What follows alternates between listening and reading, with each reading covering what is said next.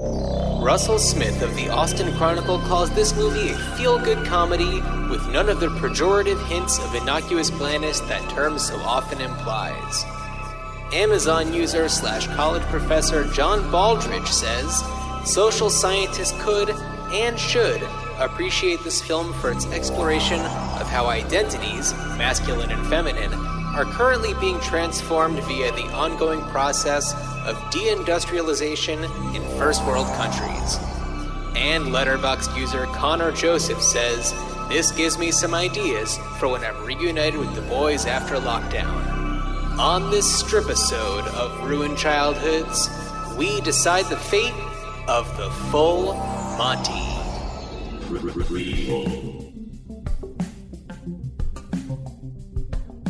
Sequel.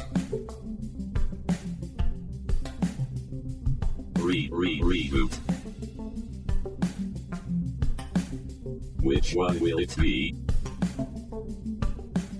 It's the Ruined Childhoods podcast.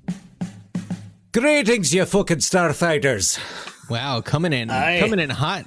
Coming in with the Yorkshire, a little bit of the Yorkshire. I'm trying the Yorkshire accent. The Yorkshire slang, the dialect. Yeah, and I know we're coming in, just dropping F-bombs, but hey, it's more than that gets dropped in the full Monty. Oh, that is true. Or torn off. I'm referring to pants. Yes. Oh, I picked up what you were throwing down. I know. Yeah. So, hey, Dan, how's it going? Hey, John. All is well. All is well. How are things by you? Things are okay. Congratulations on getting your first vaccine shot. Thank you. Yes. Feeling good so far? I know it's just been a few hours. Oh my God, I'm euphoric. It was like I was on the drive home. I was just like, does this thing get you high? Is that what's happening? Yeah. I imagine there's some sort of psychosomatic feeling that you get, after this past year of relief. Yeah. Oh, absolutely. There's just a drop of relief. Yeah. Oh boy, I can't even. I can't wait. Well, I mean, I'm gonna have to, but I'm very excited for when I have the opportunity. Like, it absolutely sucks. Well, you're a school teacher, and it's important for kids to start going back to school, especially considering how there are a lot of places in this country where there's reliable internet, and it's important for people to have that normal type of classroom experience. Yeah. So and I'm hoping that at least when we do go back, it can be the normal classroom experience. Yeah. I am going to have to start exercising, though, because I don't fit into any of my hard pants. And so I've got like one pair of jeans, the magic pair of jeans that still works. So even though this is a podcast about movies and remakes, sequels, reboots, prequels, blah, blah, blah, blah, blah, Dan and I are brothers, and we, just chat. We just chat about stuff. So we're going to talk about some non-movie things for a second. Dan, let me tell you what's been going on over here. For the past 2 months, I've been doing intermittent fasting, and I've dropped like 15 pounds. And it's been easy because during the rest of the day, during like the 4, 5, or 6 hours where I actually am eating, it's just kind of whatever. And then I just don't snack. I did it so that I would have something to encourage me to stop with like the late night snacking.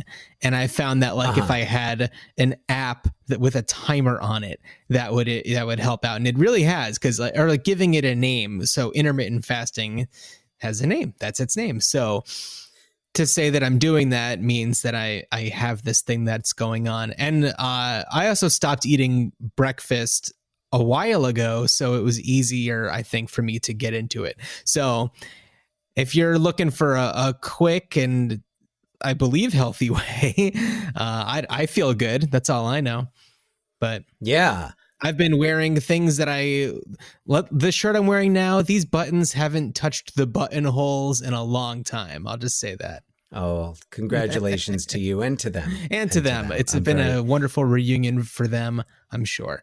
Happy for you all. Yeah, Dan, I don't have any news or one more things about our last episode, but I did want to ask you a question because a movie. I heard about this movie and I can't believe that I hadn't heard about it before. But are you familiar with a movie called Kumiko the Treasure Hunter?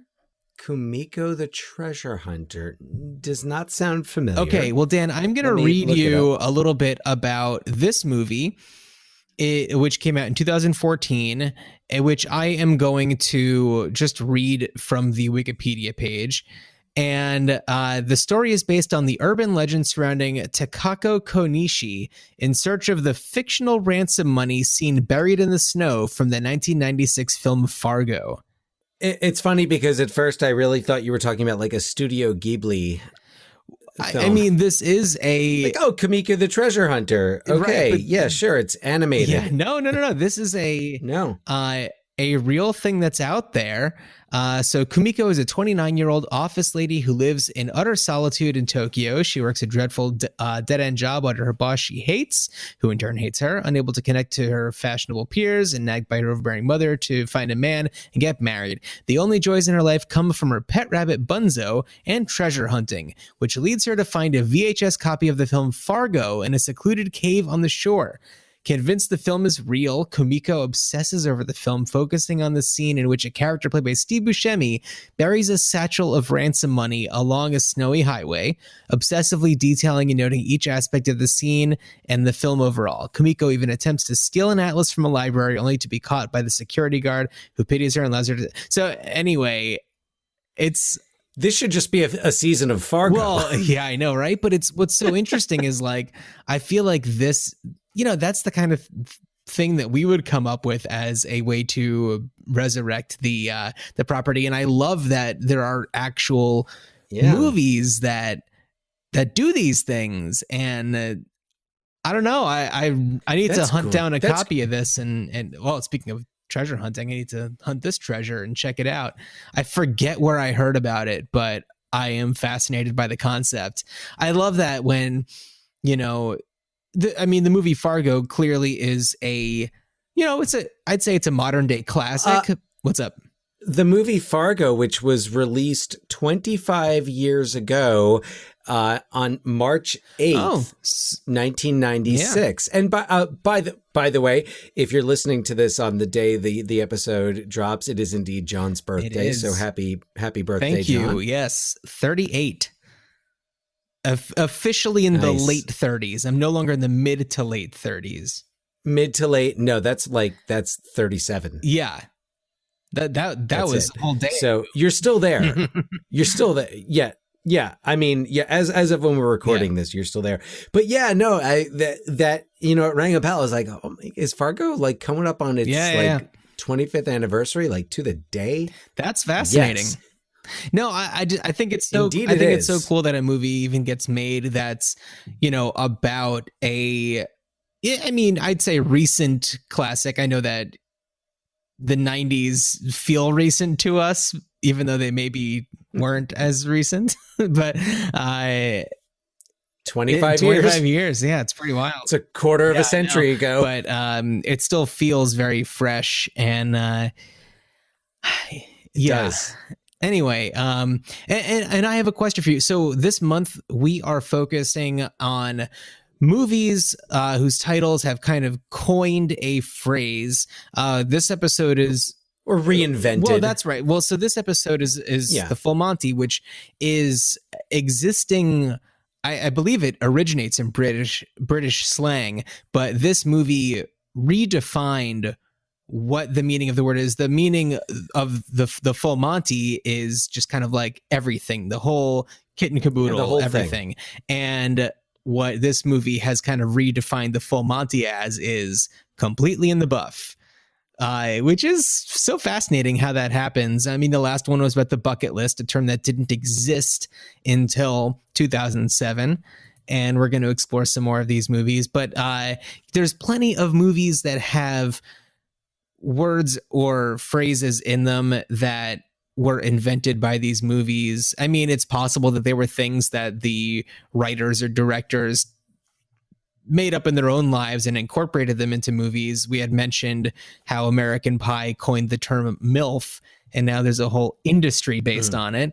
And I wanted to ask you, Dan, if you can pinpoint the movie that this very common term is from. Dan, do you know what Canadian Tuxedo is from? Is it Super Troopers? It is Super Troopers. Yeah. That's right. Also known as, I believe, a Syracuse tuxedo. Well, that's what it was for them, because they all went to college together in, upstate New York. And when they would see people wearing denim on denim, they would refer to it as a Syracuse tuxedo. But in order to make the phrase understood by everybody watching their movie, they made it Canadian Tuxedo. And that's just kind of what it became. And I guarantee you that there are people who use that term all the time who have never seen Super Troopers and may not ever, unfortunately. Possibly. Also, shenanigans. Shenanigans. Which I'm reinvented. Do you want me to pistol whip you? But, hey, Farva, what's the name of that restaurant you like with all the goofy shit on the walls and the mozzarella sticks? Sorry. That's one of my favorite lines in that movie. Shenanigans? So the full Monty, the phrase "the full Monty" came about. It's a 20.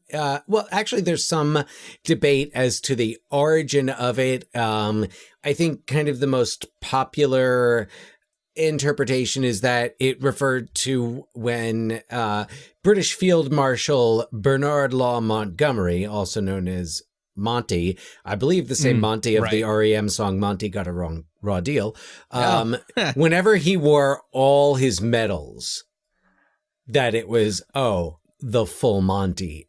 So got it. There's a lot of one possible origin is that it's a variation of the full amount, which doesn't make sense. There's an origin story that it was invented by a British comedian named Ben Elton as a substitute for the whole shebang. It could refer to being fully, and I'm quoting this now from Current, the Hartford Current in Hartford, Connecticut, and they reference that it refers to being fully duded out in formal clothes rented from a British haberdashery called Montague Burton. Right, yeah. I also heard something about a restaurant in England called Monty's. Shenanigans? Shenanigans. Called Monty's that had a dish called the full Monty. That was just like a big breakfast sausage platter, I think. There was probably sausage on it, but just a coincidence because the terminology had not yet transcended to nudity. No, but now, I'm sure people can, if someone uses it in the context of just, the whole thing. Right, now. Yeah. You'd understand them, but I would say it's most commonly used to refer to full frontal nudity. And that's all because of this weird little movie. This delightful, charming little working class British comedy. Yeah, that was nominated for Best Picture. For both the first script written by the screenwriter and the first film directed by the director. Peter Cataneo. If anybody recognizes the year that this came out, they would know that this was up against Titanic. So it's kind of hard. I'm sure that they were just like, well, it was nice to be nominated, immediately after the nomination, because does it really stand a chance against the Titanic? Well, considering that this is a movie that almost didn't even make it to the big screen, it almost was just kind of put on BBC. A lot of big name actors turned down roles in it. Alan Rickman, I remember being among them, and it wasn't expected to do that well.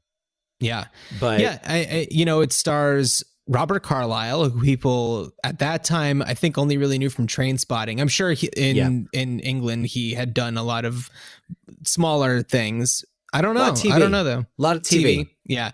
And the other real name in it, I think, is just Tom Wilkinson. Well, I don't know who else people would have been familiar with, but I mean, it's hard for me to say in England who people would have been familiar with. Well, Mark Addy would have been known to British audiences, also from TV work. Now, this movie launched Mark Addy into a pretty impressive career. He took over the role of Fred Flintstone from John Goodman in Viva Rock Vegas. He was Robert Baratheon in Game of Thrones season 1. And I mean, you see him frequently. I can't think of any more credits off the top of my head. Yeah, but he's definitely one of those people who pops up in things but you know, his name isn't one that gets mentioned. But this was his first film. Yeah. And he's great. This was his first film. Yeah. And he's one I definitely related to him in this movie. You know, thinking about my dilemma about wearing pants to an actual job. It was, I saw him and I was like, oh man, Mark Addy, I feel your pain. So I feel like if anybody who's just a regular listener of the podcast, which first of all, hello, but Hi. Also for people who are just, you know, listening, but maybe haven't seen the movie or have forgotten everything, but like people who know the full Monty as this movie about these, you know, blue collar dudes who become strippers. But I'm just going to launch into a little synopsis to give some more context.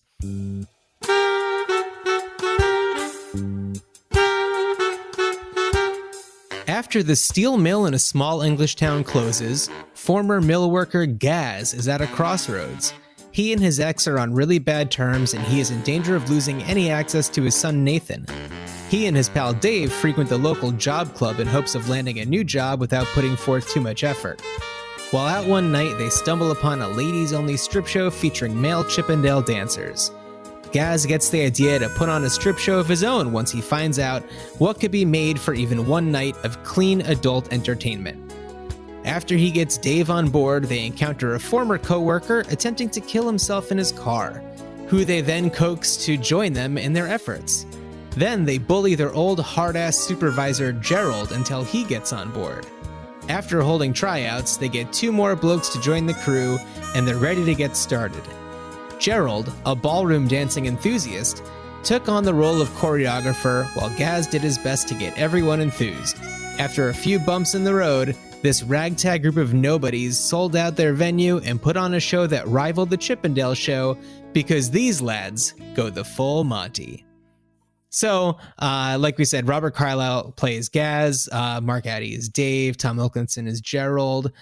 Yeah, the other guys in the group are Hugo Spear as this dude who just has a huge hog. Steve Huisson is Lomper, who's the guy who they find, you know, trying to blow the exhaust into his car. And Paul Barber is Horse, this guy who's on the squad, an older gentleman. Yeah. I'd be remiss, by the way, while we're talking about other Robert Carlyle credits, in not pointing out one of my favorite movies, and it's a 1999 gem, which just makes it even better. Ravenous. Oh, yeah. Civil War cannibal horror comedy. It's weird. I like David Ravenous Arquette, Jeffrey Jones. I haven't seen it in forever, and I really I want to go look right now to see where it's streaming. I remember watching it when it came out on video. I believe that was a rental, a Blockbuster night, and I might have watched it with you, or maybe you had rented it and it was just around. So I was like, oh, I'll put this on, and really enjoying it. But I haven't seen it since that first time. Yeah, it's been a while, and Robert Carlyle is, I guess, he's the main character in that, and he's magnificent in that. He's in he's the bad guy, and he got to be a Bond villain in The World Is Not Enough. So that's right. Not the best Bond movie, but I really like. He had that thing where he couldn't feel pain, and I was like, he's perfect, perfect casting. Yeah, I would have loved to have seen him with Daniel Craig. Oh, totally. Yeah, I mean, I feel like this cast, like, they're all extremely believable as these, you know, blue collar guys living in this like small town that kind of it revolved around this steel industry. In fact, I'm going to play the first thing that you that you hear, because this is a podcast you can't see, but it's like an older promotional film for. I think it's legit too. I don't think they made it really for this. I think it's like a legit, like, move to this town, come work in our steel mill that'll be open forever. Yeah, well, let's check it out. Welcome to Sheffield, the beating heart of Britain's industrial north. The jewel in Yorkshire's crown is home to over 500,000 people, and thousands more flock here daily to shop and to work. All this is built on Sheffield's primary industry, steel. The city's rolling mills, forges and workshops employ some 90,000 men and state-of-the-art machinery to make the world's finest steel. From high tensile girders to the stainless cutlery that ends up on your dining table. But it's not all hard work for the people of Steel City. They can spend the day lounging by the pool, watching one of our top soccer teams, or browsing in the shops. But when the sun goes down, the fun really starts in the city's numerous nightclubs and discotheques. Yes, Yorkshire folk know how to have a good time. And it's good times for the city's housing too. Sheffield leads the way in town planning. Victorian slums have been cleared to make way for the homes of the future. Thanks to steel. Sheffield really is a city on the move.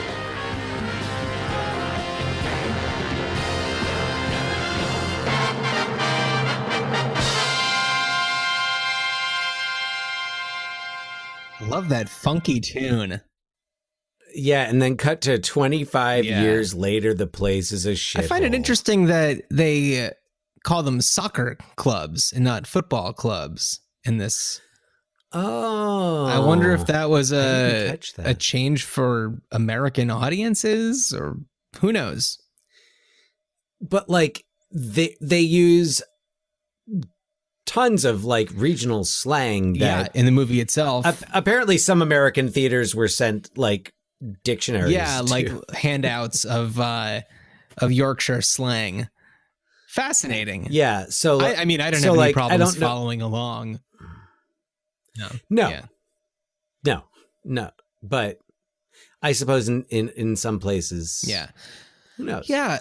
So it's a really great way of setting up how, like, this was the way that things went in this city. It thrived around this industry that this many years later is just gone.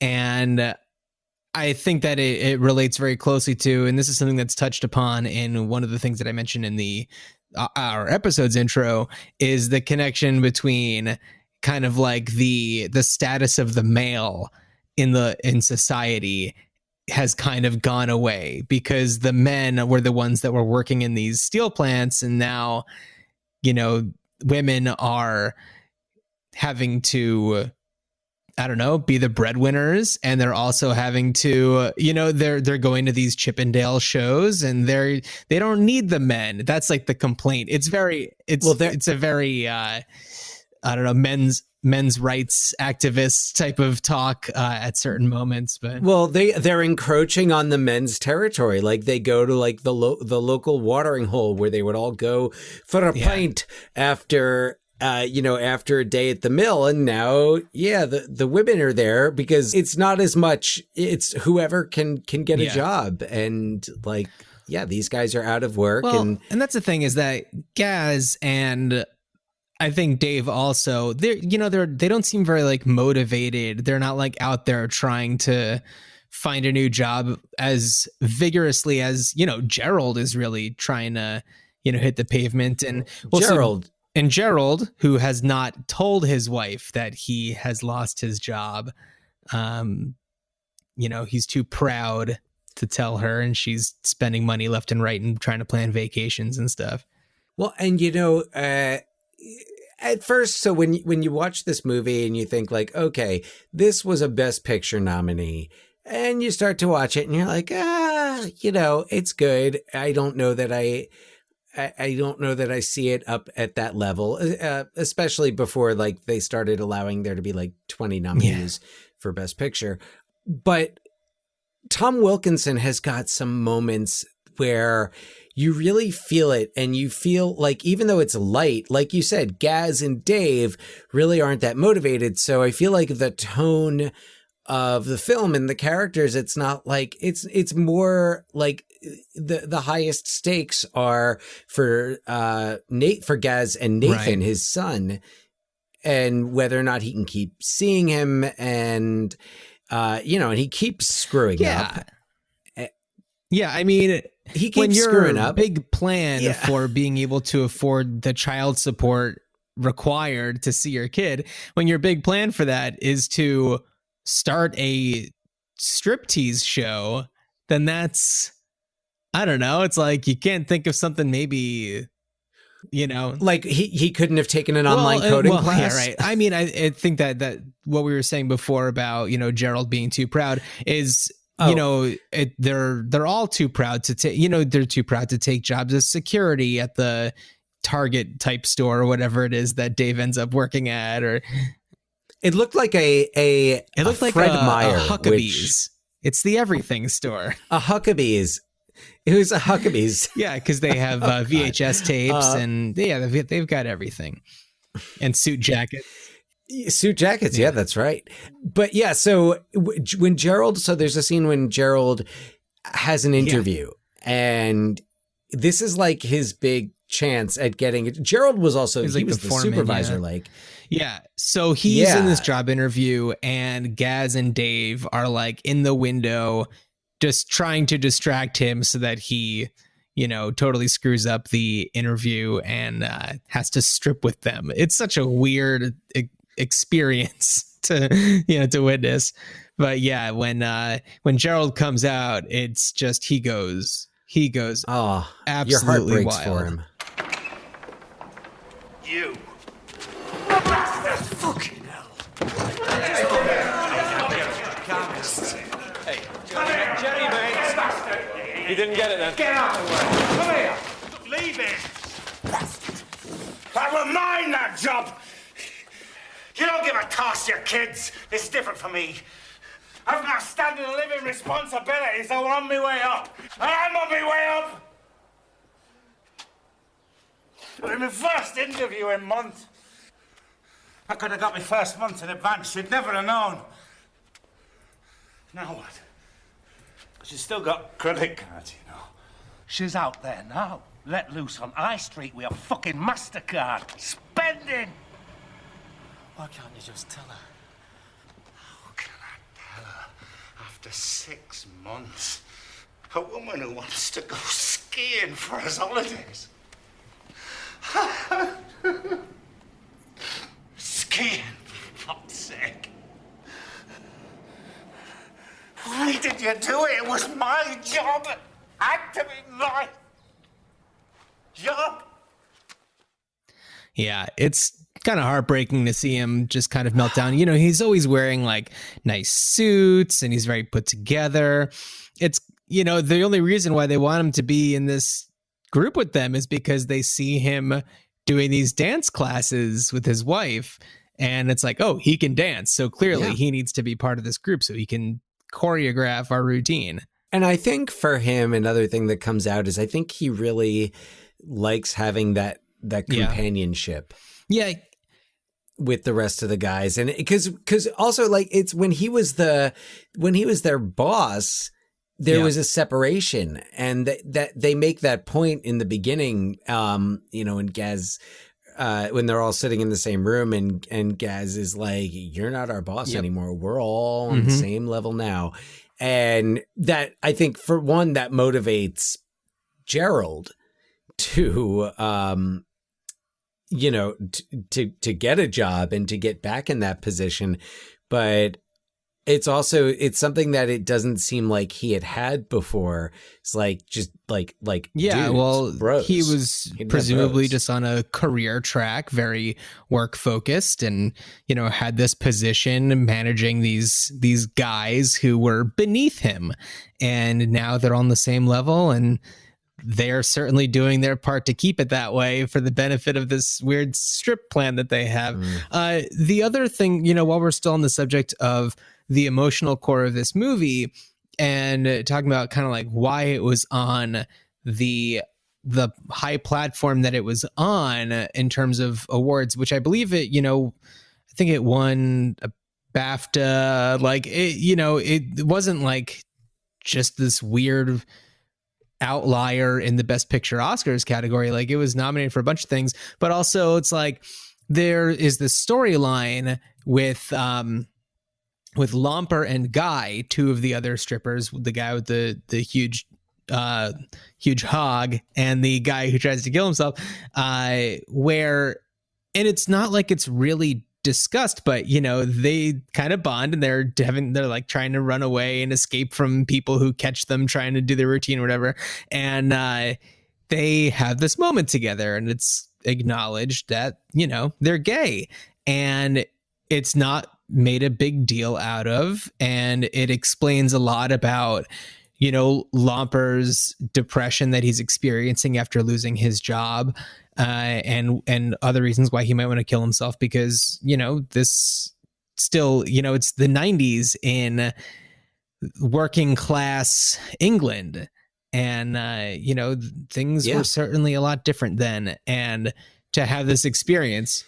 Well, you listen to a lot of like the casual talk amongst the group. There's a lot of homophobic terms thrown around.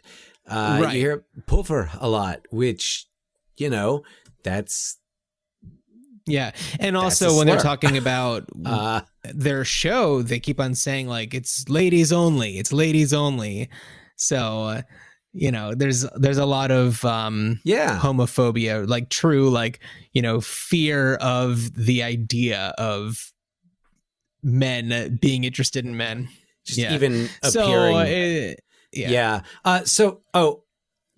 get back to just the awards, the acclaim it got. So it won an Oscar for Best Music, Original Musical or Comedy Score back during the couple of years that we've got a few clips and you'll hear the score in those clips, and I'm going to play some of it. Some of it will be under the synopsis, but it's fun. And so that was score for musical or comedy in the Oscars. I think that category was very short-lived. It was just like a couple of years. I think it was like Emma the year before won it, and it was like, this is what we're going to give the British comedy. And I wish that those types of things still did exist, because it gives opportunities for more fun movies to because there's such great scores. Well, it's a different like, you're kind of flexing a different muscle and making, scoring a comedy film. It's just as important, but like, you really, like, if you're scoring, like, John Williams can score adventure, like John Williams can score pretty much anything, but like adventure, John Williams can snore out a score. Yeah. He can snore a score. But getting back to Full Monty. So it was nominated for Best Picture, Director, and Screenplay written directly for the screen. So no acting nominations. Golden Globes, it was nominated for Best Picture, Comedy or Musical. At the BAFTAs, it won Best Picture. It won Best Actor for Robert Carlyle. Won Best Supporting Actor for Tom Wilkinson. Nominated for, I guess, Best British Film, which I guess is a different category. Nominated for score, screenplay, Best Actress in a Supporting Role. Oh, is that for Leslie Sharp as Best Jean? Actor in a Supporting Role. Yeah, so Leslie Sharp plays Dave's wife, Jean. She's good. She's incredible. We'll talk about her more in a few. It did win the Outstanding Performance by a Cast award at the Screen Actors Guild Awards that year, which, I mean, I definitely get why Titanic wouldn't win that, and that was also the year of L.A. Confidential, which was my personal L.A. Confidential's favorite. Great. Yeah, but so the Full Monty was very well received. As I was reading in preparing for this episode, some of the success was kind of correlated to the fact that it was released in the UK. Within a couple of months of the death of Princess Di. Yes.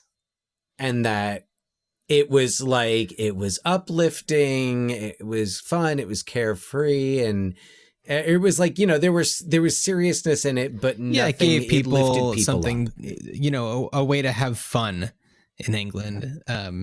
Yeah. And it's a fascinating little, but let's talk about a couple more of the scenes, because there were a couple of other scenes that that stood out, especially actually for the music. Talking about the music, so the scene, it's after they catch Lumper. He's got the trying to kill himself, hose from the exhaust pipe going into the car. So Dave pulls him out of his car and saves his life. And this exchange, it's so bizarre, and just a little trigger warning, because this is talking about suicide. Feel free to skip ahead if you don't want to hear, this segment, but they talk about it seriously, but this is a bit of a lighthearted scene. So feel free to skip ahead if you'd like, but here's the audio from that scene. You could shoot, you said. Where's he gonna find a gun from round here? You want to find yourself a big bridge, you do? Yeah, like one of them bungee jumps, only without the bungee bit. I can't stand out, it's me.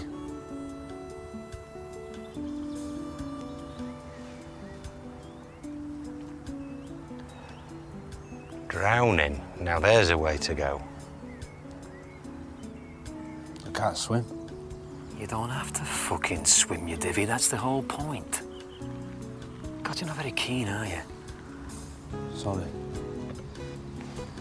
I know. You could stand in the middle of the road and get a mate to drive smack into you right fast.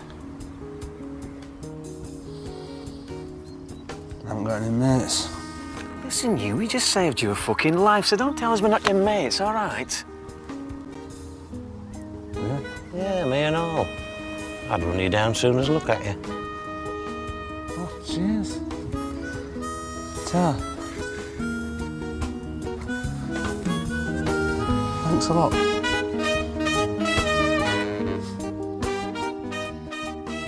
Yeah, the score is great, but also just the idea of them saving his life and then telling him that they are his mates because they saved his life, and that's why they're trying to help him kill himself.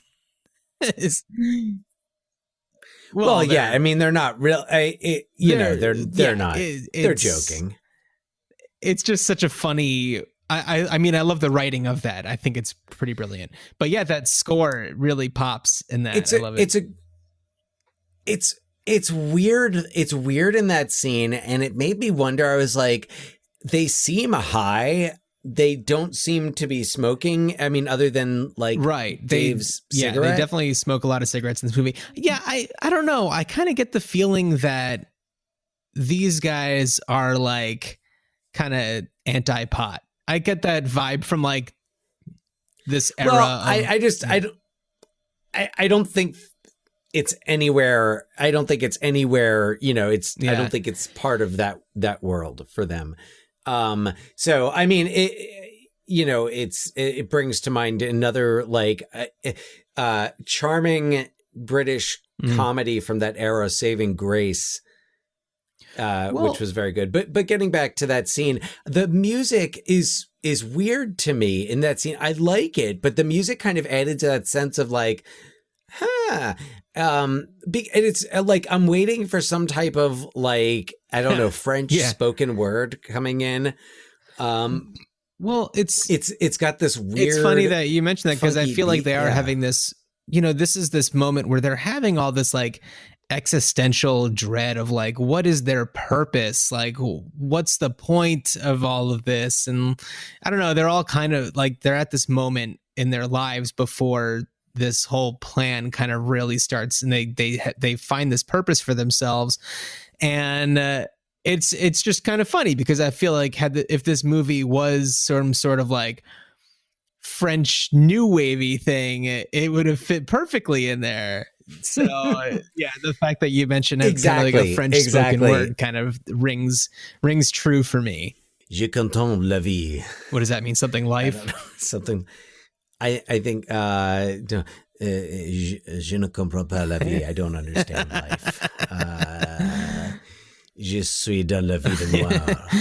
I don't know a lick of French except for the words that everybody knows, and something that Laura and I, my wife, do pretty regularly is together we do the New York Times crossword puzzle. We'll pull up the app and we'll kind of mirror it AirPlay onto the screen, and then we'll both kind of go through it. And they seem to love having like French clues and stuff like that. So I'm just like, oh, this one's you. Yes. Yeah, it's funny. Yeah, I do that. I go into the app and I do at least one of those a day. And yeah, there are definitely certain things that they keep coming back to that I am like, if you do the New York Times crossword puzzle for a week, you will know the first name of actress Diarmas for life. Yeah, they need those vowels in there. Yeah. So anyway, True. Back to the full Monty. Yeah. I don't know if I've seen any of these actors pop up in there in the crossword, but who knows? Maybe sometime in the future we'll discover that. I could see Mark Addy, possibly. Yeah.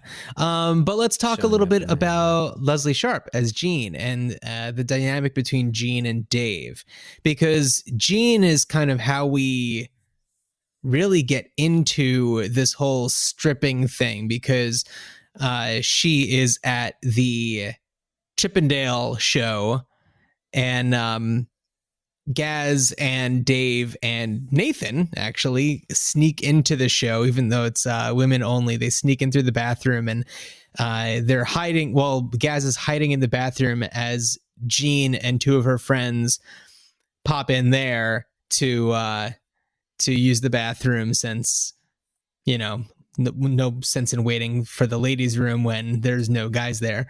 And he overhears Jean talking about how Dave is just so unmotivated to get a job and is just kind of checked out of their relationship, and, you know, how unhappy she is with that, while her friend hilariously pisses in the urinal. Oh, yes. So Jean kind of kicks things off, and we come back to her a few times, and you really see that, like, she cares a lot about Dave, but, you know, just feels kind of betrayed by his lack of drive. Yeah, and it's like Dave also, he's kind of afraid to open up, and he doesn't feel good about himself. And I don't think he thinks that Jean loves him anymore or wants him anymore. And it's so great. There's a scene, the scene when they finally just open up to each other. I felt it was powerful because it showed us that, like, we don't know how others see us unless we ask them sometime, you know? Sure. Yeah. We have to be open to it. Yeah. And, you know, like she just wanted him to be close to her. Yeah. So, and just some context for this clip we're about to play is that, you know, he's, I think really just in comparison to, like, Gaz, who's this little string bean, is, I don't know, a little heavier. He's certainly not like a big fat guy or anything. He's got dad bod. He's got dad bod. That's a good way of saying it, because he's not like gigantic or anything. No. Yeah. He just has trouble, you know, isn't able to really keep it off. He tries like little tricks of wrapping himself in like saran wrap and stuff like that. The other thing to know about this clip, so this is also when Jean has discovered Dave's stripper routine thong, but she doesn't know about the stripper routine. So that's the only thing that you need to know, that it's a visual cue that you obviously can't see. Jean, love.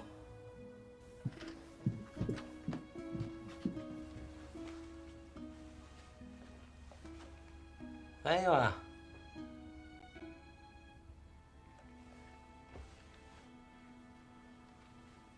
Should have guessed when you started wearing totty lotion. You never put it on for me, did you? Jean? But this...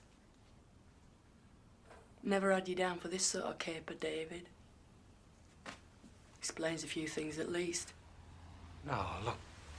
I know it doesn't look good, but... You're bloody right it don't. All those nights you were late back, and stupid cow here thought you were out looking for a job. Well, no wonder. No bloody wonder. It's so obvious. No, I was with Gaz, honest. Oh, right. She's one of Gaz's little tarts, is she? Well, that makes sense. She'd have to be to put up with this kind of shit. Just listen, will ya? It's nothing to do with any fucking women, all right? I were a stripper, right? Me and Gaz and some fellas thought we could make a bob or two out of taking us clothes off. Strippers? All right, I know. You and Gaz? Strippers? We weren't that bad. Only I couldn't, could I? Why not? Well, look at me. So? Jeannie, who wants to see this dance? Me, Dave. I do. Really sweet moment, and such a great really scene. is. Such great range in that scene. Dan, I want to tell you about one of my favorite scenes, and I feel like I remember this from maybe even like the trailer, like seeing it back in the 90s. But when they're online, they're standing on the line. Where are they? I don't even remember where they are. I mean, I think they're just at the unemployment office. Yeah. And there's like the song piping through the speakers, and they all start doing like the dance like routine. hot stuff. It's hot stuff. Yeah. They start doing like their routine, and very subtly at first. And then like Gerald just kind of like does this, busts out. And like everyone else in the line is like, what the fuck is going on? It's great. It's such a, they're also all pissed at Gaz at that point. Yeah. And like, it's one of those scenes. It's like the bus scene in Almost Famous. Oh yeah. It's like everyone's just kind of, it's the tiny dancer scene. It's the tiny dancer scene. Yes. It's so cute and it's so funny. And yeah, that's kind of one of those, I laughed out loud. Yeah. There were a lot of moments where I just caught myself just like smiling watching it. And I guess that's what makes it such a good, memorable movie that, caught people's attention. It just kind of forces you to just start smiling. And it's a ridiculous premise. It's completely ridiculous.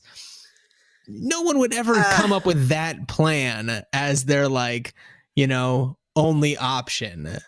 Yeah, but someone who's like who's I don't want to say an unskilled worker, but somebody who basically like grew up, like his father probably worked in the mill. I'm sure. So somebody who grew up like pretty much knowing one thing and doing one thing and then having that taken away from him.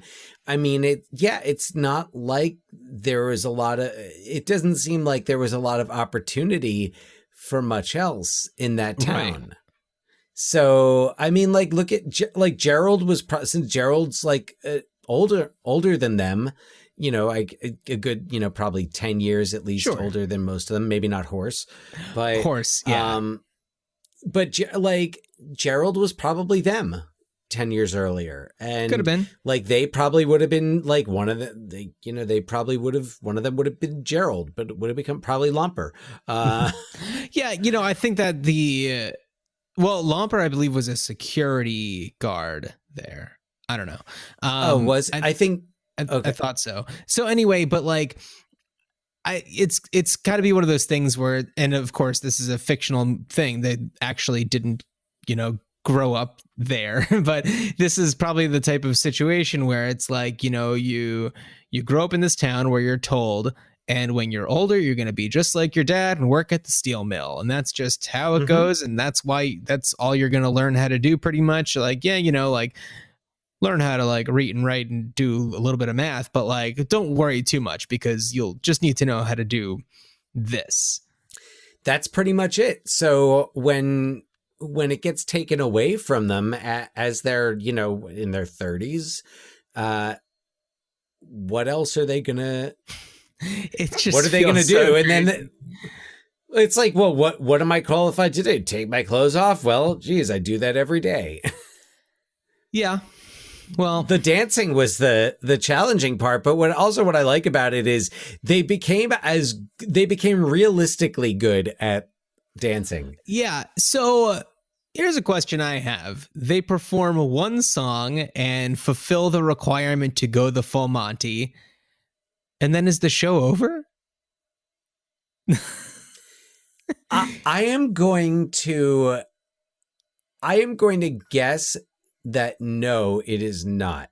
That they wouldn't have more than one song, you think? I don't know. Well, where do you go from there? They kind of did everything they set out to do. You go in. Do you think they could reverse afford other costumes? You just go in reverse. You put everything back on in a sexy way. Just go in reverse. Yeah, 'cause that would be awesome. Imagine that. That would be like the artsiest stripper act ever. If at the end of the song started playing in reverse, like so David Lynch, and like putting the clothes back on, and oh, that would be cool. It's the movie ends on the freeze frame of them bare-assed, having just revealed their junk to the crowd, freeze frame, and that's it. I believe in Roger Ebert's review, he was just like, kind of would have liked like maybe one more scene, or like, look on one of their faces even.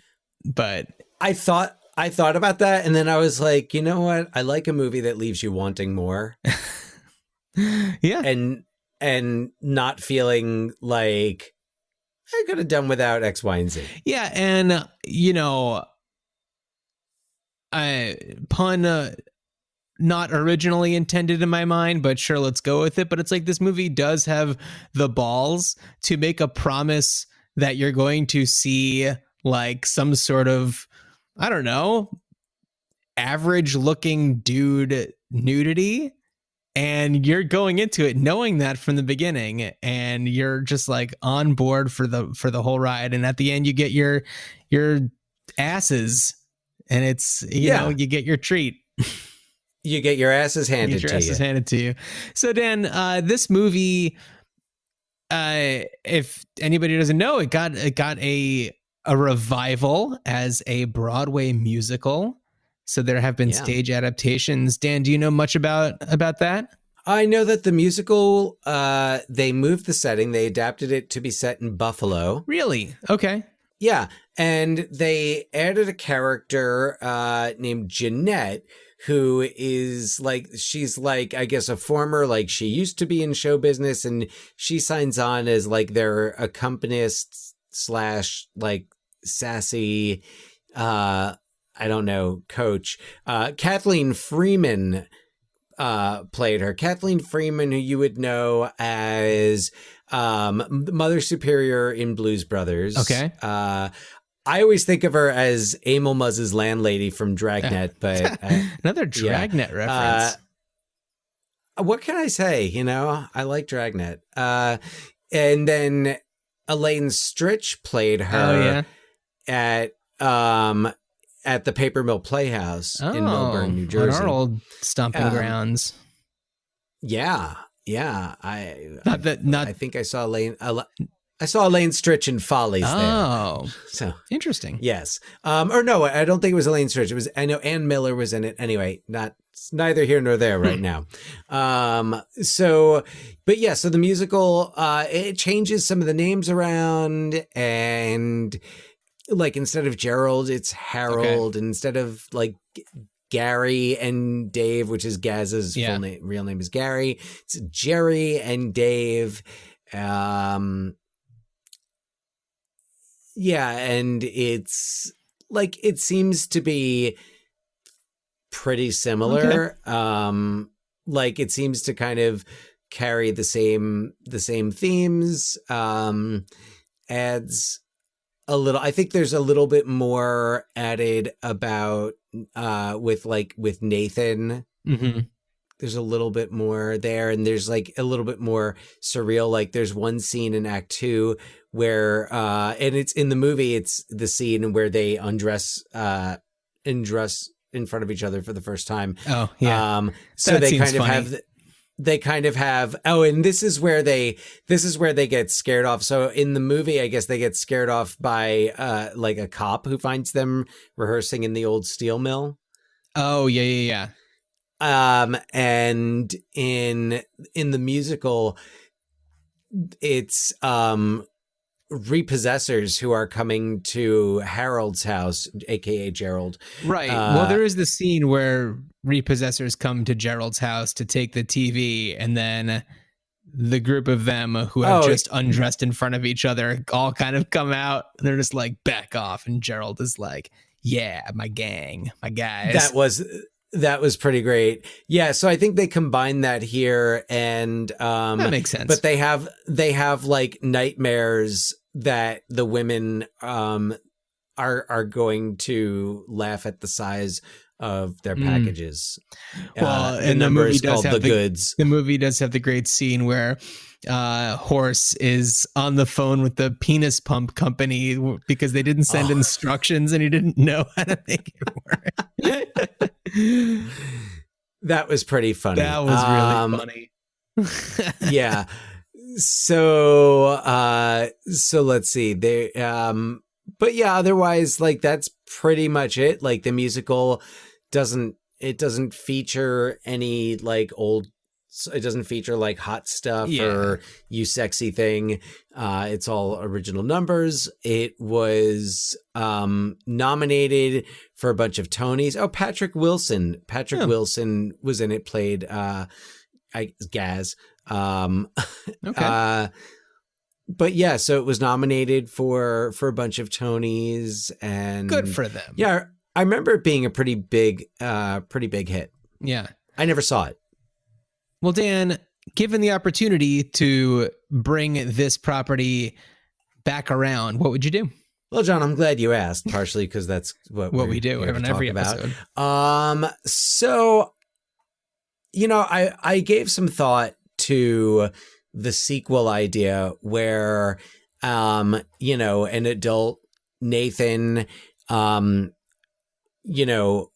perhaps in a just post-COVID Britain, is out of work. Because I mean, if you think about it, it's similar problems that this pandemic has caused. A lot of places closing.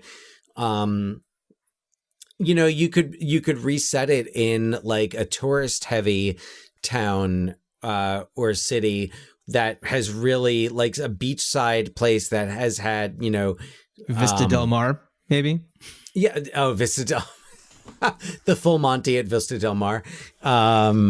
Brilliant. So I was thinking about that, and I was thinking about like, what if you have an adult Nathan who's like, he and his friends are like, they're all out of work, and it's 2000, it's 2020, late 2021 or 2022. And what if they were like groomed since a young age to be in the buffet industry? Oh, cruise ships. Oh, what if he does like, dancing on cruise ships? And I thought about that. I was like, it would be funny because, at the end of the full Monty, when they're dancing, what are they have like, are they holding hats in front of their junk? What if it was like masks now in the sequel? Well, and then, so the other idea of a modern, cause then that would turn out, it would be a sequel, but it would also kind of be a remake, like a remake disguised as a sequel. So why not just do a remake? Why not set it in America? Why not set it in America, let's say like 2015, in a, Rust Belt town, or a place where there was, previously like coal mining, like a coal mining town, set it in the Appalachians, set it in a place. And I think you have the opportunity there. Because if you set it in a place that's conservative and, like a red state, a red town, and have them almost out of necessity have to face a lot of prejudices and fears when the guys like kind of figure this out, and they're like, man, like, all right, we're going to do this, but, and then I think it could almost like the original Full Monty doesn't work through the challenges of being gay in a community like this, but it touches upon it very in it like very delicately, and it shows like you said. I feel like a remake could be more overt like that, like what happens when you have a black man who wants to audition to be part of the troupe, and he's amazing. But these guys are like racist, or, what if you have, circa 2015, when a lot of these, a lot of people are out of work and they're, feeling isolated, feeling dejected. Yeah. Just want to acknowledge real quick, not all conservatives are racist. Just want to make sure that we're letting people know that we don't think that all conservatives are racist. No, not at all. But I'm just saying it would be an opportunity to work like you could. I'm not saying let's take the Full Monty and make it serious, but I think it could be an interesting, like, I don't know, blue collar comedy. Yeah.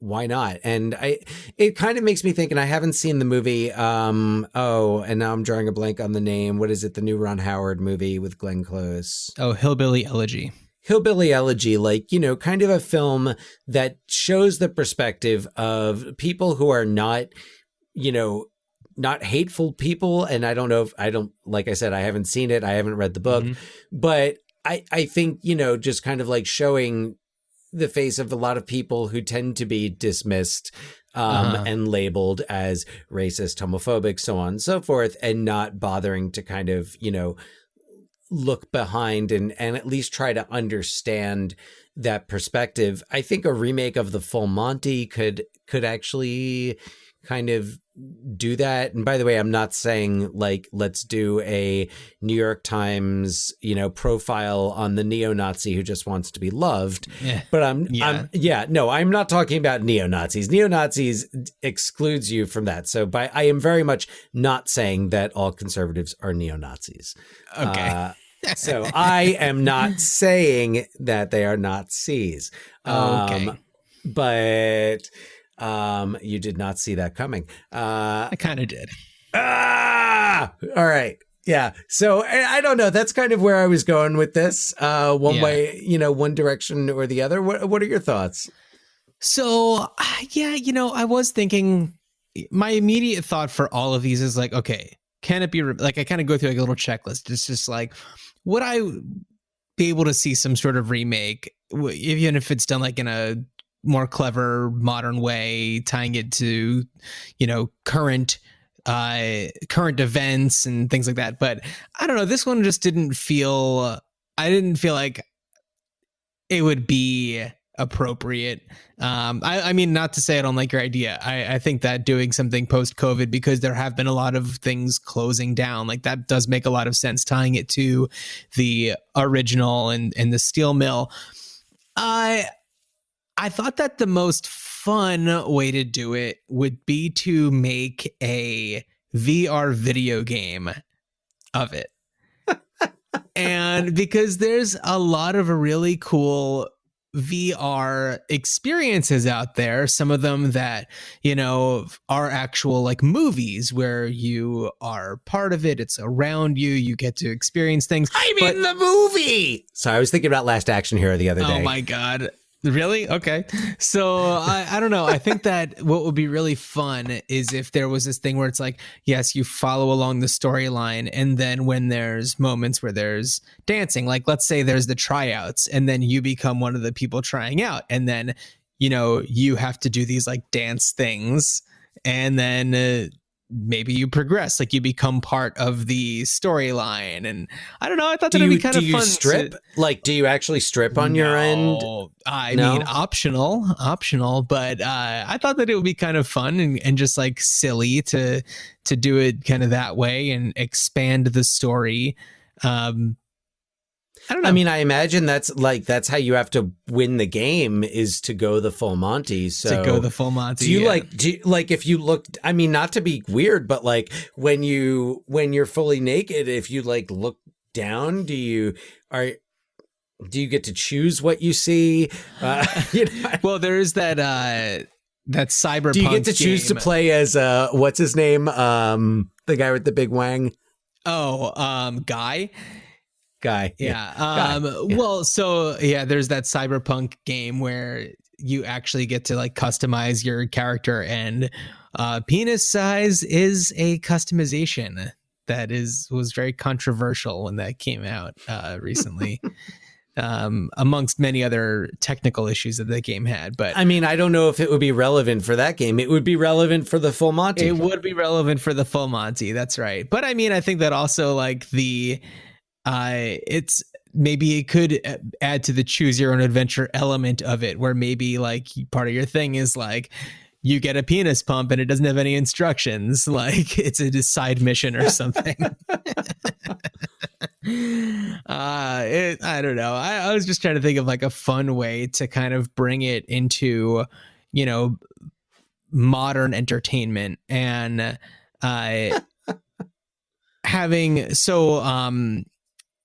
as part of my work over the past year, one of the things was this like this wing of the Venice Biennale is this Venice VR experience, and it was like the film festival, the Venice Film Festival.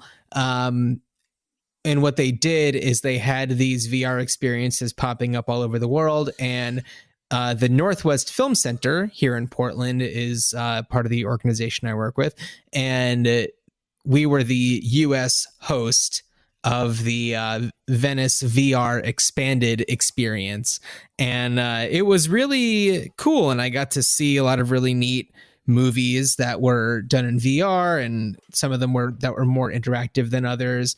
And it was really cool. I really liked it. And I don't know. I think that this is it's an odd movie that is so culturally relevant, especially because of the reason why we're talking about it on this episode, which is because it coined this term. Not that a lot of people maybe realize that, but it's people remember this movie, even though it was, I don't know, it's just like a weird outlier from 1997 that somehow made its way into the Oscars. Well, if you think about it, in the late 90s and early 2000s, there's kind of this run of charming British comedies. I would say Fox Searchlight comedies, but they probably weren't all. But I'm thinking of, like I said, Saving Grace, Waking Dead Divine, right, and Billy Elliot. Yeah, Billy Elliot for sure. And yeah, talk about the 90s and other, Four Weddings and a Funeral, like all these like Hugh Grant movies that, just kind of like blew up during this time. These charming little romantic comedy. I don't know. But also like, I think there was particularly a run of these like working class, like these people who didn't live in London. Yeah. Like they lived out in places like Sheffield. So Dan, I believe this one is Irish, but have you seen Sing Street? No, I have not. You really should. Yet. It's wonderful. But the setting of it, I mean, it takes place, I believe, in the 80s in a very similar feeling town, I think, to Sheffield, the way it's depicted in this movie. And it's really charming. The music in it's a lot of fun. And I think you would really, really enjoy it. That's like, I have not heard a negative word about it. Yeah, and it's just, I guess, has not been. I got to put it on my. Please on do, my radar. please do. But I think that it would be wise of us to instead talk about what we're going to be doing on the next episode of this podcast. Oh, I thought we were going to talk about boats and horses that are named the Full Monty. Oh, thanks for reminding me. How could I forget? How could you forget? What's funny is I looked it up right after we recorded our last episode and then immediately forgot about it. Okay. Well, so, Dan, do you think there are any horses named the Full Monty? Absolutely. Okay. There are 7 horses named the Full Monty. Only 7? Only 7. Wow. Let's just find one of them. Oh, this one's a pony, born in 2001. Okay. Not really the Full Monty, no, it's not quite the Full Monty. Let's see, this Tennessee walking horse. I bet that one's going to be pretty interesting. Born. So the Full Monty's mother's name is The Color of Pride. Interesting. I thought you were going to say The Color of Money. No, not The Color of Money. It's I always look to see if there's any any movie references in the past for some of these. Here's a German sport horse. Yeah, that's what I thought. Lady, we have its a lady mother's killer. name is Erin Brockovich. Its father's name is Austin Powers. We have a lady killer. Yeah, from way back. So now let's check and see if there are any boats named the Full Monty. Dan, how many do you think there will be? A dozen. Exactly 1 dozen. Exactly 1 dozen. 12. All right. We have 3. Oh. Yeah. This one's built in 1996. I thought you were going to follow that up with like 1,000. Yeah. No, surprisingly, very few. Yeah. Very, very few. But yeah, there we go. All right. Why don't we tell everyone what we're doing on the next episode? Well, I would be more skeptical that there are as many horses or boats named after the movie we'll be talking about next. And I just realized I wanted to share the year that it's from, and I don't want to get it wrong because I was about to guess. Oh, I would have been 10 years off. So we are going to take a look at, and this may be the first movie to really like invent and introduce a term that is very common, especially commonly used in recent memory. Gaslight, 1944, starring Charles Boyer, Ingrid Bergman, and Joseph Cotton, directed by George Cukor. We got Angela Lansbury. Angela Lansbury. Yeah, an early Miss Angela Jessica Fletcher Lansbury. herself. Yeah. 18 years old in her Oscar-nominated screen debut. Oscar nominated for Best Supporting Actress. So yeah, it's we forget how awesome she's is. Great. It's easy to She's forget. wonderful. So yeah, I'm excited not only to watch Gaslight, but also to do some more research, about the term itself and how it kind of came into. And I feel like in the past 5 years, it's really been coming up a lot and a lot more. Yeah.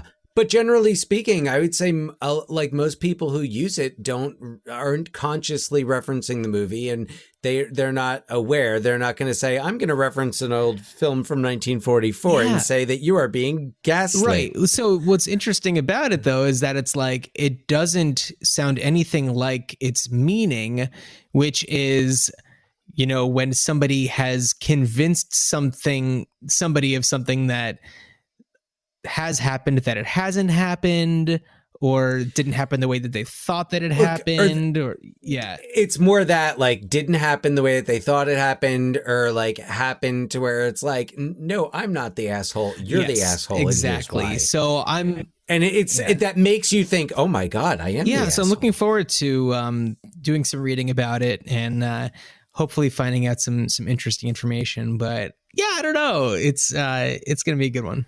I'm really it's a classic and I've never seen it, so I'm really looking forward to checking it out. Well, Dan, I don't have any kind of clever way of saying it, but I wish you a good journey. Good journey. The full Monty, we're going all the way. The full Monty, we're gonna seize the day. The whole enchilada, the whole ball of wax. We're gonna face the music, we're not gonna turn our backs. You'll get the